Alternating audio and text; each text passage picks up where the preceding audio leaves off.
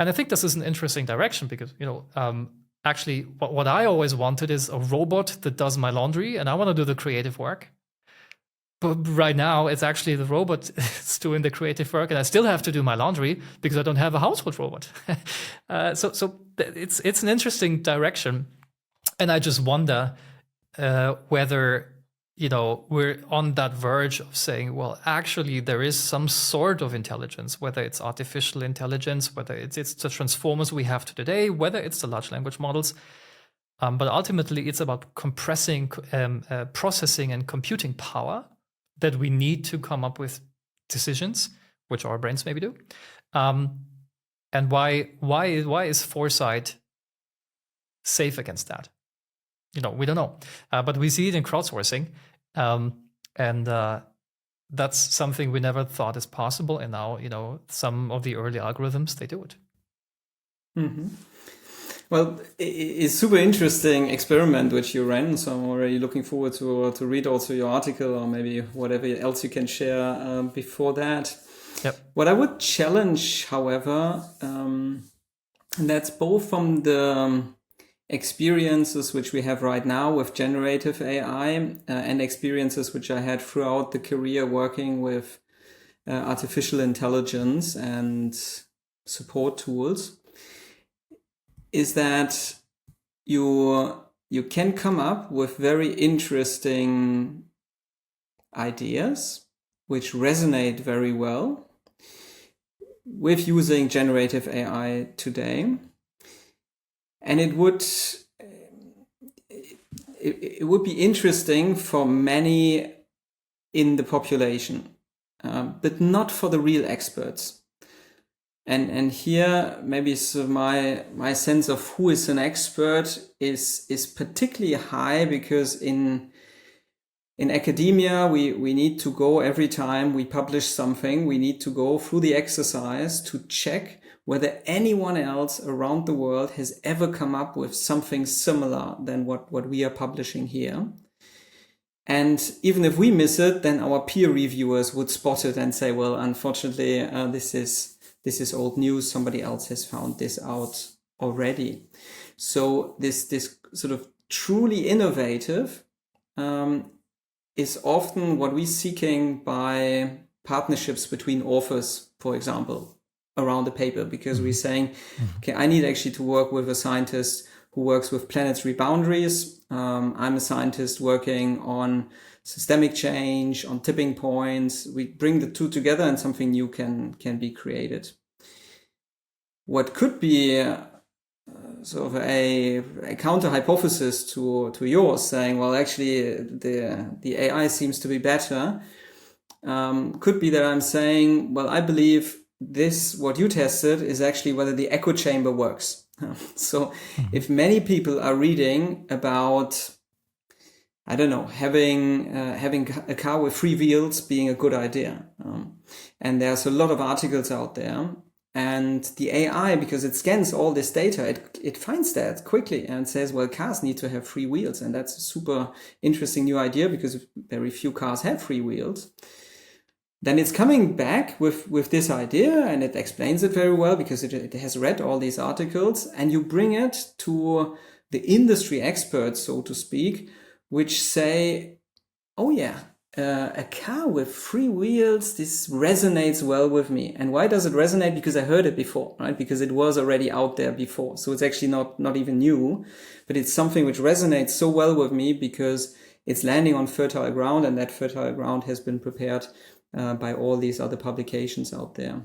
And this is, I think, the big risk with AI, which I see today, that in the way it works, it's an echo chamber for all the things which are already in existence. And for example, I was one of the first things I did, because I've got this narcissistic nature, I said, okay, who is the best researcher on corporate foresight in the world? I asked this to Perplexity, and it says, hey, RENE, that's you. I said, well, I don't think so, personally. I mean, there's many people I drew a lot of inspiration from, and I would be, because I'm forward oriented, I would be trying to find out, well, who are the people who are today pushing the ball forward, are thinking about foresight in a different way. And that might not be me anymore, because I was maybe most creative when I was in my mid-30s. No, not anymore. So what's actually showing, it's, and hopefully it's not true what I'm saying, yeah? So I can still be innovative going forward. But, you know, what it will echo is how many papers have you already published so far? You know, how often are you cited, and so on. And I think this is then more backward oriented than forward oriented. And this is something which I'm generally very careful about saying. I'm also encouraging my children not to use any artificial intelligence when they sit down and they think with colleagues at school. You know, what do they write down for their paper? Because that will be also the quality we need going forward, that we as humans, we have this critical mind, this creative mind. And there I would maybe then write another article about your article to challenge your assumption that these so-called experts from industry make actually the right choices, or whether they are also just enjoying themselves being in this echo chamber. Yeah, absolutely. And I want to be, clear. AI still has not proven that, these outputs actually lead to business results. I totally agree. This is very early, and maybe it will, maybe it won't. And the echo chamber thing is a real problem. I 100% agree. It is a real problem. And to all the listeners, if you're interested in exploring that problem a little bit more deeply, I encourage you to go back and watch the episode with Andreas Welsh, who's been working at SAP in the AI sector for a very long time. We had a deeper discussion on the echo chamber problem. But I agree. RENE, what do you think beyond AI? What's on the horizon? Is there anything else upcoming trends or shifts that you see that others might not be aware of yet? Well, I think there's a couple of things which come to my mind here. I mean, I think the first is that we definitely come out of an era of big tech, big companies, big corporates, which were allowed to develop freely.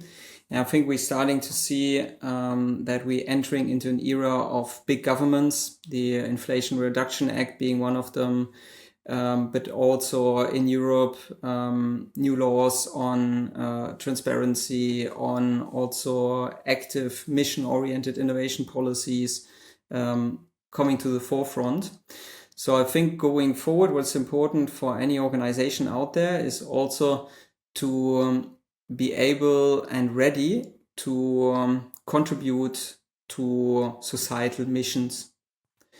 And what comes, I think, together with that is that we going to need foresight to help us connect what are we doing today as a business, what could we be doing tomorrow as a business, and how does that input into societal missions. It's something I'm particularly vocal about when I'm talking to energy companies, obviously, because we need to make sure that there is strategic investments in new technologies. We need to make sure that this investment leverages public sources, private sources, that the right framework conditions are put in place, that there's also from the governments a lead market mechanisms that we say, okay, if this technology is not yet competitive, maybe governmental money can help us to bring it to maturity, as we have seen also in photovoltaics and other technologies.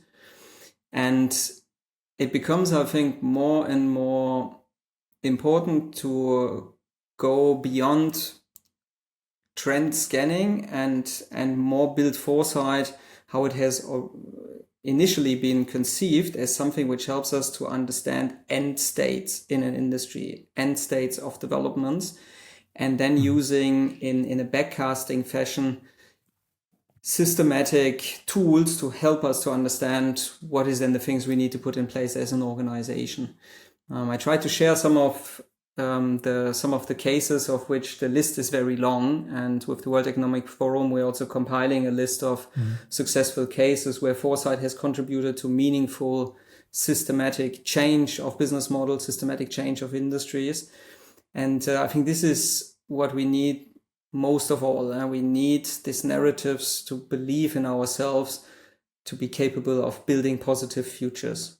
And for me, it's also very inspiring to work now with my colleagues in the UNESCO Chair Network across the globe, where you see that these foresight tools, once you start applying them, once you start to apply this type of thinking, it has this truly empowering nature to it, and which empowers all of us to like turn the wheel around, build positive futures before we all, like the lemmings, jump off the cliff, while everyone else and even ourselves, we're seeing this is not working. This is not working.